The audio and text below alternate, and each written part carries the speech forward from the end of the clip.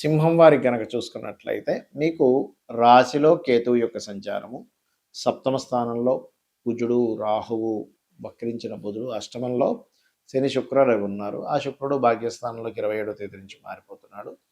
అయితే ఈ చంద్రుడు మాత్రం మనకి 6వ స్థానంలో ప్రారంభమై 12వ స్థానం వరకు సంచరిస్తాడు ఈ యొక్క పక్షంలో. మరి ఈ యొక్క గ్రహస్థితిని అనుసరించి మీకు ఏ ఏ విషయాల్లో ఎలా ఉండబోతుంది అనేటువంటి అంశాలు చెప్తుంది నేనైనప్పటికీ చెప్పిస్తుంది సాక్షాత్ లలితా అమ్మవారిగా భావిస్తూ, ఆ లలితాంబిక అమ్మవారి యొక్క అనుగ్రహం మీకు పరిపూర్ణంగా కలగాలని మనస్ఫూర్తిగా కోరుకుంటూ, ప్రధానంగా ఇక్కడ రాశిలో ఉన్నటువంటి కేతు, సప్తమంలో ఉండేటువంటి రాహువు, కుజుడు, మనకి 2 గ్రహణాలు కూడా వచ్చేళ్ళినందుకు మీరు మెయిన్గా ఇక్కడ వివాహ సంబంధించినటువంటి విషయాలు, జీవిత భాగస్వామిని ఎంపిక చేసుకునే విషయంలోని, జీవిత భాగస్వామి యొక్క ఆరోగ్య విషయంలోనే మీరు ఖచ్చితంగా జాగ్రత్తగా ఉండాలి. ఇక ధనపరమైనటువంటి విషయంలో అభివృద్ధి ఉంటుంది, దాని గురించి ఏం టెన్షన్ పడకండి. కాకపోతే కొంచెం అన్నదమ్ములతోని, అక్కచెల్లెలతోని కెరియర్ పరంగా కొంత స్ట్రెస్ ఎక్కువగా అవుతూ ఉంటుంది. బికాజ్ ఆఫ్ దశమాధిపతి అయినటువంటి శుక్రుడు శనితో కలిసి ఉండడం, అదే కాకుండా మీకు ఏలినాటి శని అష్టమ శని జరుగుతున్నందుకు కొంచెం నిందలు పడ్డం ఇలాంటివి ఏర్పడుతూ ఉంటాయి, అందులో ముఖ్యంగా స్త్రీలతో కూడా. అయితే ఇక్కడ మాత్రం ఉద్యోగ సంబంధించిన విషయంలో మార్పులు ఖచ్చితంగా కనబడుతున్నాయి కాబట్టి కొంచెం ప్రిపేర్గా ఉండండి. అలాగే మీరు ఏదైనా ఒక ల్యాండ్ కానీ, గృహ నిర్మాణం కానీ, లేనట్లయితే ఏదైనా కోర్సెస్ ఆన్లైన్లో కొన్ని కోర్సెస్ చేయడం కూడా జరుగుతుంది. కాకపోతే ల్యాండ్స్ తీసుకునేటప్పుడు మాత్రం 1కి 4 సార్లు ఏదైనా అక్కడ లిటికేషన్లో ఉండే ల్యాండ్ తొందరపడి తీసుకుంటున్నామా అనేటువంటి చూసుకోండి. మీ తల్లిగారి ఆరోగ్య విషయం పట్ల కాస్త జాగ్రత్తగా ఉండాలి. అందులో ప్రధానంగా మీరు వివాహ నిర్ణయాలు కానీ, పార్ట్నర్షిప్స్ కానీ ఎట్టి పరిస్థితుల్లో 17, 18, 19 తేదీలు ఎట్టి పరిస్థితుల్లో మీరు అటువంటి జోలికి వెళ్ళకండి. ఇక జీవిత భాగస్వామికి ఏదైనా విదేశాలకు వెళ్ళాలనే ప్రయత్నాలు మాత్రం కొంతవరకు ఫలిస్తాయి. కాకపోతే అది కూడా శ్రమతో కూడినటువంటి విషయాల్లో అది ముందుకు కదులుతుంది. అలాగే మరొక విషయం ఏంటంటే ఇక్కడ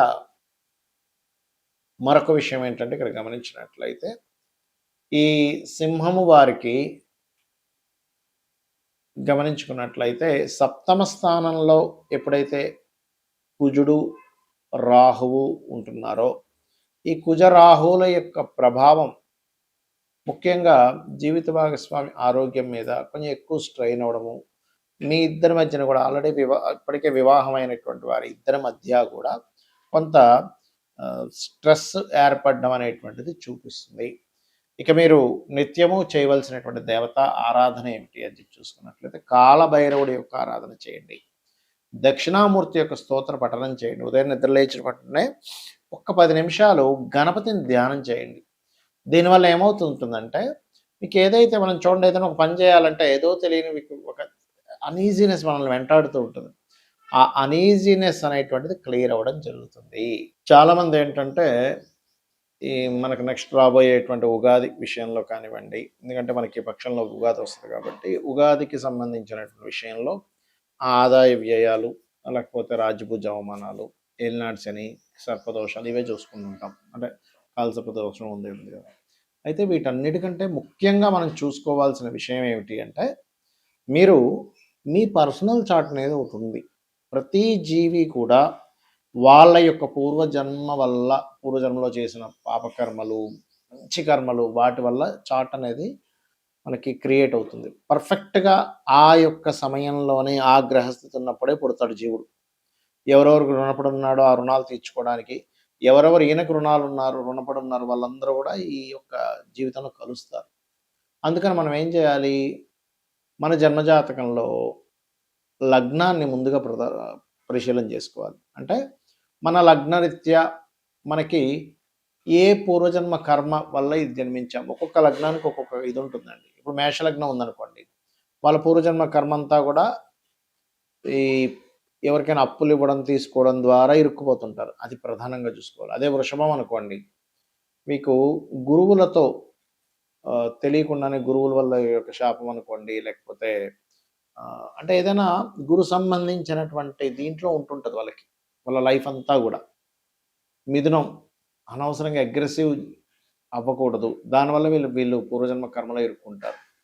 కర్కాటకం అనుకోండి, వీళ్ళకి ఎంతసేపు ఏంటంటే మదరు, ప్రాపర్టీ వీటి నుంచే కనెక్టివిటీ ఉంటుంది పూర్వజన్మ కర్మంతా కూడా. అదేవిధంగా సింహం జీవిత భాగస్వామి, బిజినెస్లు వీటితో సంబంధం ఎక్కువగా ఉంటుంది పూర్వజన్మ కర్మ. అంటే వీటికి మీరు పూర్వజన్మ కర్మతో సంబంధం కలిగి ఉంది. అదేవిధంగా కన్య అనుకోండి, ఇక్కడ కూడా ఏంటంటే కాస్త మదరు, ఎమోషన్స్, ఫుడ్ రిలేటెడ్ వీటితో ఉంటుంది. తుల అనుకోండి ఉదాహరణకి, ఇక్కడ కూడా కొంతవరకు మీకు ఈ కమ్యూనికేషన్స్ రిలేటెడ్ గురువులతో ఇబ్బంది, అంటే ఇబ్బంది అనుకోండి, మంచి అనుకోండి. అంటే ఒక్కొక్క దానికి ఒక్కొక్కటి. వృశ్చికానికి అయితేనేమో షేర్ మార్కెట్, ధనస్సుకి అయితే వివాహ సంబంధించిన విషయాలు, మకరానికి అయితేనేమో భూ సంబంధించినటువంటి వ్యవహారాలు, కుంభానికి అయితే మరలా మదర్తో ఉండేటువంటిది, ఎమోషన్స్తో ఉండేటువంటి కనెక్టివిటీ, మీనం అయితేనేమో తండ్రితో. ఎందుకు చెప్తున్నానంటే ఫస్ట్ ఆఫ్ ఆల్ మీ పర్సనల్ చార్ట్లో పూర్వజన్మ కర్మ దేంతో లింకప్ అయి ఉంది, ఏం కర్మ తీర్చుకోవడానికి వచ్చారన్న విషయాన్ని తెలుసుకోగలగాలి. ఇక రెండో విషయం ఏంటంటే, మీరు ఇప్పుడు ధనం సంపాదించలేకపోతున్నాం, అసలు మీ ధనాధిపతి ఎవరు, దాని యొక్క కండిషన్ ఎలా ఉంది, ఏ రెమెడీ చేసుకుంటే మీకు ఫైనాన్షియల్గా గ్రోత్ బాగుంటుంది, సిబ్లింగ్స్తో ఎందుకు మీకు ఇబ్బందులు ఉన్నాయి, థర్డ్ హౌస్. అదేవిధంగా ప్రాపర్టీ ఏ ఫేసింగ్ కొనుక్కోవాలి, ఎప్పుడు కొనుక్కోవాలి, ఎప్పుడు ఇన్వెస్ట్మెంట్ చేస్తే మంచిది, అసలు మీ పేరు మీద కొనొచ్చా లేదా, సంతాన అభివృద్ధి పంచమ స్థానం. అదేవిధంగా రుణము, రోగము, శత్రుత్వాలు ఎందుకు పెరుగుతున్నాయి, ఎందుకు ఇబ్బంది పడుతున్నారు, సిక్స్త్ హౌస్. జీవిత భాగస్వామి ఎలాంటి వాళ్ళు వస్తారు, ఎప్పుడు వివాహం చేసుకోవాలి, ఏది రైట్ టైం అసలు వివాహం చేసుకోవడానికి అని చెప్పేది సెవెంత్ హౌస్. అలాగే ఆకస్మిక సంఘటనలు అనుకోండి, తండ్రి యొక్క తత్వము, తల్లి యొక్క తత్వం అనుకోండి, కెరియర్లో ఎందుకు ఎదగలేకపోతున్నారు అనుకోండి, అదేవిధంగా బిజినెస్లో ఎదగాలంటే అసలు మీరు ఏ బిజినెస్ చేస్తే బాగుంటుందని, లేకపోతే విదేశాలకు వెళ్తే బాగుంటుందా లేదా, ఎప్పుడు ఇన్వెస్ట్మెంట్ చేయాలి, ఇవన్నీ కూడా మీ పర్సనల్ చార్ట్లో ఉంటాయి, గుర్తుపెట్టుకోండి. దీన్ని వదిలేసి ఏదో గోచారంలో ఏలినాటి వచ్చేసింది, లేకపోతే అది బాగాలేదు, ఇది కేవలం 5-10% మాత్రమే దీని ప్రభావం ఉంటుంది. అయితే ఆ 5-10% కూడా మీరు ఎందుకు రిస్క్లో పడాలి అనే దాంతో ఈ గోచారం ఎలా ఉంది, ఈ గ్రహస్థితి ఎలా ఉంది, ఈ జాగ్రత్తలు తీసుకోండి అని చెప్తూ ఉంటాం. కానీ మీరు అర్థం చేసుకోవాల్సింది ఏంటంటే, మీ జన్మజాతకము, మీ పర్సనల్ చార్ట్లో లగ్నం నుంచి 9 గ్రహాలు 12 భావాల్లో ఎక్కడెక్కడ స్థితి పొందాయి, దాని మూలంగా ఎలాగా. సరే, కొంతమందికి జాతక చక్రం ఉండదు, అప్పుడు ఏం చేయాలి, సింపుల్గా ఏం లేదు, ఉదయము సాయంత్రము లలిత చేసుకోండి.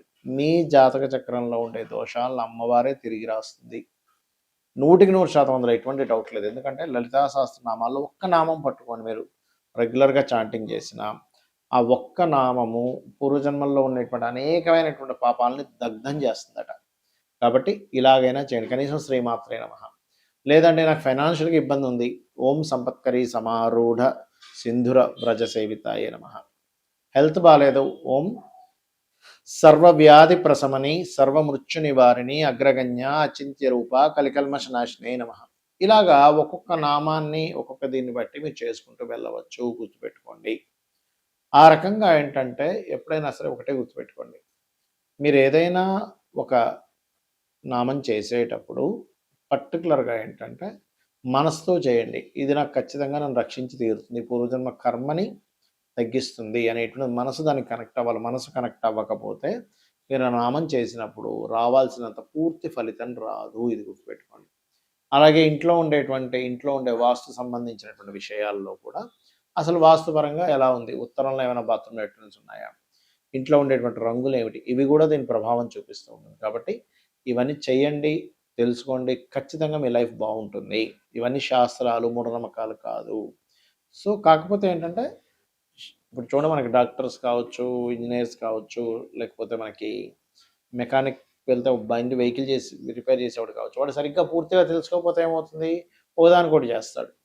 అలాగే శాస్త్రాన్ని పూర్తిగా తెలుసుకునే ప్రయత్నం చేయండి. శ్రీమాత్రే నమః.